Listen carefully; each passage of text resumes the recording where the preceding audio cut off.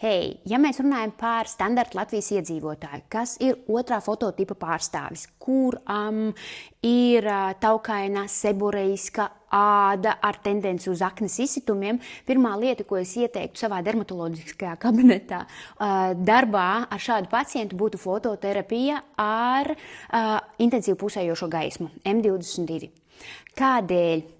Tādēļ, ka M22, sākam skaitīt, kontrolē aknes izsitumus un iekaisumus, līdz ar to mazina postaknes rētas izveidošanos, kontrolē pigmentācijas rašanos, kontrolē tauku dziedzera aktivitāti, ilgtermiņā stimulē kolagēnu un mazina saules radīto bojājumu, jo aknes āda, kas ir tendēta uz rētošanos, viņa ātrāk noveco.